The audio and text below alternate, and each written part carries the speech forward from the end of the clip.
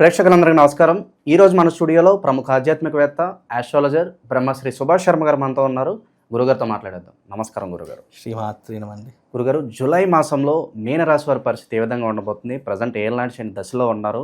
మరి పరిస్థితులు ఎలా ఉండబోతున్నాయి? ఇబ్బందికరంగా ఉంటుందా, అనుకూలంగా ఉంటుందా? ఎలాంటి జాగ్రత్తలు, పరిహారాలు తీసుకుంటే బాగుంటుంది? తప్పకుండా తెలియజేస్తానండి. ముందుగా ప్రేక్షకులందరికీ శ్రీమాత్రే నమః, శ్రీ గురుభ్యో నమః.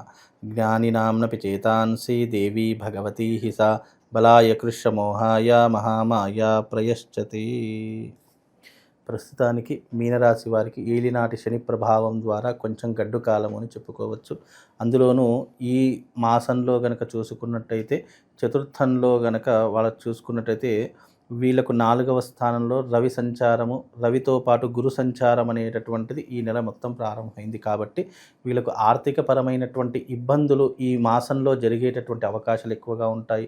అలాగే వీళ్ళు ఆస్తులు తాకట్టు పెట్టుకునేటటువంటి తరహాలు, అలాగే వీళ్ళు కొంచెంగా ఆరోగ్యపరంగా ఇబ్బందులు పడేటటువంటి తరహాలు ఎక్కువగా జరిగేటటువంటి సూచనలు ఈ మాసంలో కనిపిస్తాయి. కనుక మీనరాశి వారు కాస్త జాగ్రత్తగా ఉండే ప్రయత్నం చేసుకోవాలి.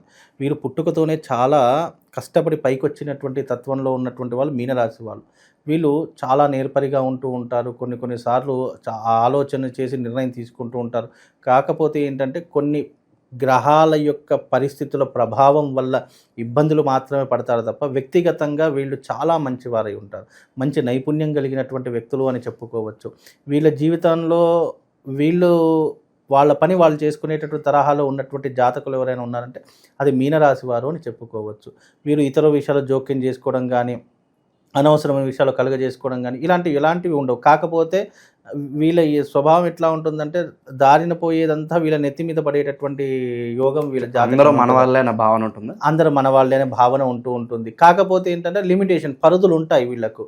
అయినా కానీ ఇలాంటివి కొన్ని జాతక ప్రభావం వల్ల, లేదంటే ప్లానెటరీ పొజిషన్ వల్ల, ఇలా ఏలినాటి శని ప్రభావం వల్ల దారిన పోయేదంతా వీళ్ళ తల మీద వచ్చి పడేటటువంటి అవకాశము వీళ్ళ జాతకంలో ఎక్కువగా ఏర్పడిపోతూ ఉంటుంది. మంచి సున్నితమైనటువంటి మనస్తత్వం కలిగినటువంటి వారు. ఎవరైనా గట్టిగా మాట్లాడినా కూడా వీళ్ళు గట్టిగా మాట్లాడేలాంటి సిచ్యువేషన్లో ఉంటూ ఉంటారు.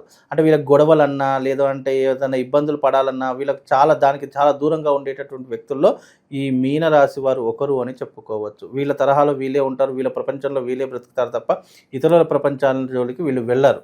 వాళ్ళ పని ఏదైనా సరే, వాళ్ళ కంటి పని జరిగినా అయ్యో పాపని వదిలేస్తారే తప్ప వీళ్ళు దాంట్లో కలగజేసుకోవడం, జోక్యం చేసుకోవడం వీళ్ళకు అంతగా ఇష్టం ఉండేటటువంటి అవకాశం ఉండదు. కాకపోతే ఏంటంటే ఇప్పుడున్నటువంటి ప్లానెటరీ పొజిషన్ ప్రకారం ఏలినాటి శని ప్రభావం అనేటటువంటిదే వీళ్ళకు కొద్దిగా కష్టపెట్టేటటువంటి అవకాశము. వీళ్ళు ఈ ఏలినాటి శని ప్రభావం వల్ల మీనరాశి వారు ముఖ్యంగా ఆర్థికపరమైన ఇబ్బందులు ఎదుర్కోవాల్సినటువంటి పరిస్థితులు ఏర్పడతాయి. కోర్టు సమస్యలు, పోలీస్ స్టేషన్ వ్యవహారాదులు, అలాగే ఉద్యోగము, అలాగే వ్యాపారంలో ఇబ్బందులు మొదలవుతూ ఉంటాయి. అలాగే చేసే ప్రతి పనిలో ఆటంకం మొదలవుతుంది, లేజీతనం మొదలవుతుంది, బద్ధకం మొదలవుతూ ఉంటుంది. చేసే పని కూడా శ్రద్ధ లేకుండా అయిపోయి వీళ్ళు కొద్దిగా కిందికి పడిపోయేటటువంటి లక్షణాలు ఈ మాసంలో ఎక్కువగా వీళ్ళ జాతకంలో కనిపిస్తున్నాయి. సో ఇలాంటి పీరియడ్లో గురుగారు ఇన్వెస్ట్మెంట్స్ పరంగా ₹1 దాచుకుంటేనే బెటర్ అంటారా, లేదంటే 100% ఈ సమయంలో మీనరాశి వారు కష్టపడ్డది కానివ్వండి, లేదా సంపాదించింది కానీ దాచుకున్నది చాలా ఉత్తమము. ఎవరికైనా సరే ఇంట్లో ఉండి ఏం చేస్తాయిలే, ఎవరికైనా ఇస్తే కనీసం ఏదైనా తిరిగి వస్తుంది అని ఆశపడ్డా ఆశలు అడియాశలు అవుతాయి. కాబట్టి మీరు చేతి నుంచి డబ్బులు ఇవ్వడం కానివ్వండి, ఎవరికైనా షూరిటీ లాంటిది ఉండడం కానివ్వండి, ఇలా చేస్తే మీ జీవితం అనవసరంగా నాశనం చేసుకున్న వాళ్ళు అవుతారు. కాబట్టి పెట్టుబడుల విషయంలో కానీ, షూరిటీ విషయంలో కానీ, డబ్బు విషయంలో కానీ వీళ్ళు చాలా జాగ్రత్తగా ఉండాలి. లేదు అంటే వీళ్ళను మోసం చేసేవారు పెరిగిపోతారు. మోసపోయిన వాడు బాధపడతాడు, మోసం చేసిన వాడు సంతోషపడతారు. అలా ఉంటుంది వీళ్ళ జీవితంలో. కనుక కొన్ని విషయాలు జాగ్రత్తగా ఉంటే బాగుంటుందండి. కొత్త పరిచయాలతో వీళ్ళ నెట్వర్క్ కావచ్చు ఎలా ఉండాలంటారు? లైక్ వీళ్ళ సొంత వాళ్ళే నమ్మించి మోసం చేయడం, ప్రలోభాలకు గురే అవకాశాలు అని కనిపిస్తుంది.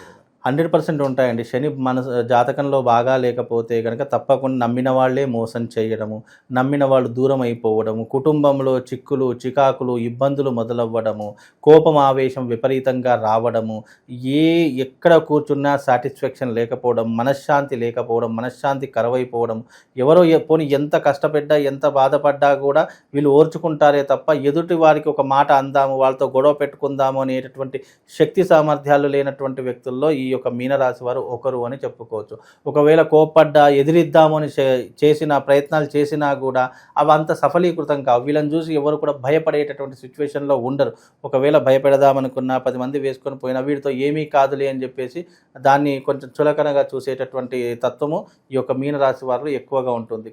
వీళ్ళు ధైర్యవంతులే, కాకపోతే వీళ్ళ ధైర్యం వీళ్ళ అవసరానికి ఉపయోగపడదు, పక్కనున్న వారి అవసరానికి మాత్రమే ఉపయోగపడేటటువంటి తత్వంలో మీనరాశి వారు ఉంటారండి. ఇక గురుగారు, విద్యార్థులు నిరుద్యోగులు వీళ్ళ పరిస్థితి ఎలా ఉండబోతుంది? ముఖ్యంగా విద్యార్థులకు మంచి భవిష్యత్తు ఉంటుంది. విద్యార్థులకు ఏ దోకా లేదండి, మంచి భవిష్యత్తు ఉంటుంది. విద్యార్థులకు మంచి చదువు పెంచుకునేటటువంటి అవకాశం ఉంటుంది. ఉద్యోగస్తులకు మంచి ఉద్యోగ అవకాశాలు దొరికేటటువంటి అవకాశాలు ఉంటాయి. అదే రకంగా ఈ మాసంలో వీళ్ళకు వాళ్ళు అనుకున్నటువంటి గోల్ రీచ్ అయ్యేటటువంటి అవకాశము తప్పకుండా ఈ మాసంలో వీళ్ళకి కలుగుతుంది. నిరుద్యోగులు కూడా శుభవార్త ఏదన్నా వినడానికి ఆస్కారం అని కనిపిస్తుంది. తప్పకుండా నిరుద్యోగులు శుభవార్తలు వింటారు. మంచి ఉద్యోగ అవకాశాల్లో నిలబడేటటువంటి అవకాశాలు ఏర్పడతాయి. ఉద్యోగం లేనటువంటి వారు ఏదో ఒక ఉద్యోగం రాణించాలి అని ఒక ఉద్యోగంలో మాత్రం స్థిరపడేటటువంటి సూచనలు కనిపిస్తున్నాయి. వివాహం కానటువంటి వారికి వివాహ యోగము, సంతానం లేనటువంటి వారికి సంతాన యోగం కలిగేటటువంటి అవకాశము తప్పకుండా ఈ మాసంలో వీళ్ళకి కలిగేటటువంటి అవకాశం కనిపిస్తుంది. ఇక భూమికి సంబంధించి ఏదైనా జాగ్రత్తలు తీసుకోవాలి గురుగారు? ఇన్ కేసు ఏదన్నా భూమి కొనాలన్నా డాక్యుమెంట్స్ విషయంలో కావచ్చు, ఏదైనా జాగ్రత్తలు అవసరం అంటారు వీళ్ళకి? తప్పకుండా అవసరం అండి. భూములు కొనుగోలు చేద్దామన్నా, అమ్మడం చేద్దామనుకున్నా కూడా తప్పనిసరిగా కొన్ని జాగ్రత్తలు తీసుకోవాల్సి ఉంటుంది. కానీ ఈ మాసంలో కొనుగోలు చేయకుండా ఉంటే బాగుంటుంది. మళ్ళీ శ్రావణ మాసం కానీ లేదా మీకు ఈ ఆశ్వీజ మాసంలో కానీ కలిసి వచ్చే అవకాశం, భాద్రపద మాసం కూడా అంత కలిసి రాదు.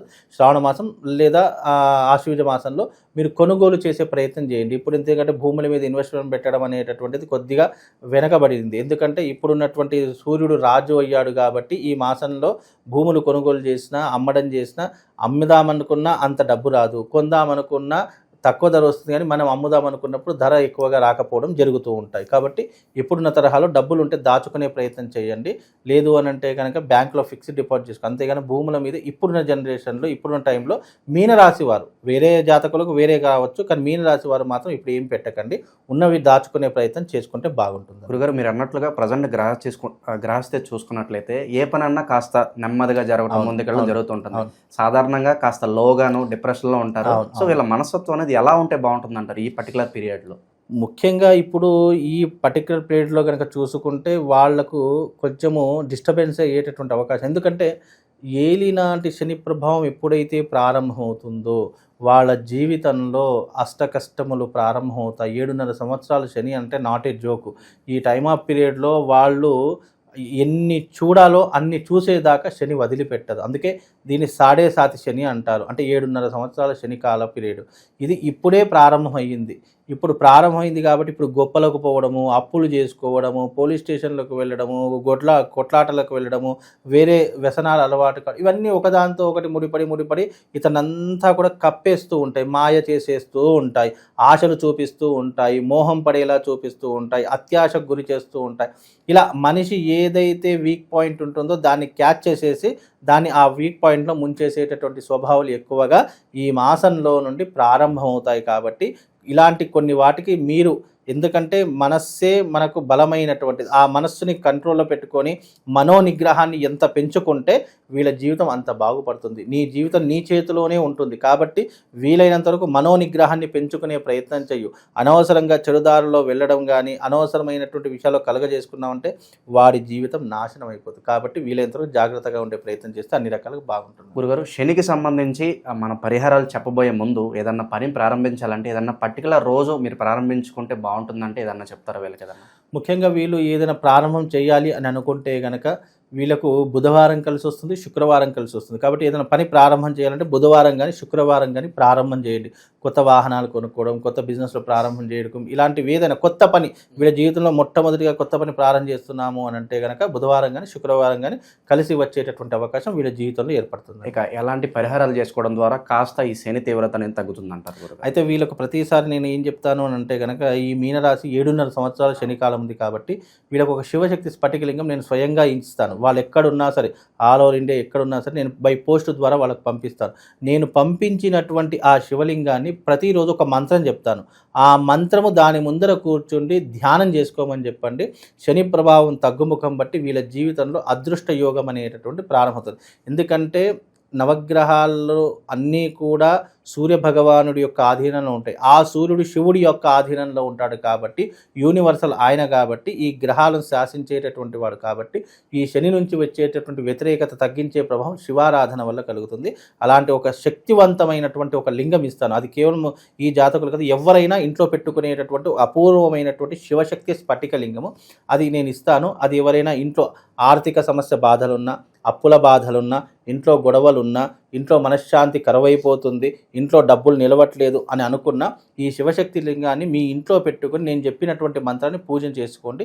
తప్పకుండా వాళ్ళకి శుభం లాభం కలుగుతుంది. ఆ మంత్రం ఏంటో చెప్తారా గురుగారు? తప్పకుండా అండి. ఓం మృత్యుంజయాయ రుద్రాయ నీలకంఠాయ శంభవే అమృతేశాయ శర్వాయ మహాదేవాయ తే నమః అనేటటువంటి శ్లోకం చెప్పుకొని ఓం వందే శంభుమాపతిం సురగురుం వందే జగత్కారణం వందే పన్నగభూషణం మృగధరం వందే పశూనాం పతిం వందే సూర్యశశాంకవహినినయనం వందే ముకుందప్రియం వందే భక్తజనాశ్రయం చ వరదం వందే శివం శంకరం అనేటటువంటి శ్లోకంతో ప్రతిరోజు ధ్యానం చేసుకుంటే ఆ శివుడే వాళ్ళ పక్క నుండి నిరంతరం వాళ్ళు రక్షిస్తారండి. మీన రాశి వాళ్ళందరికీ కూడా ఓవరాల్గా ఈ నెల ఏ విధంగా ఉండబోతుంది, ఎలాంటి పరిహారాలు చేసుకోవాలి, మీ మాటలు అద్భుతంగా వివరించారు. ధన్యవాదాలు.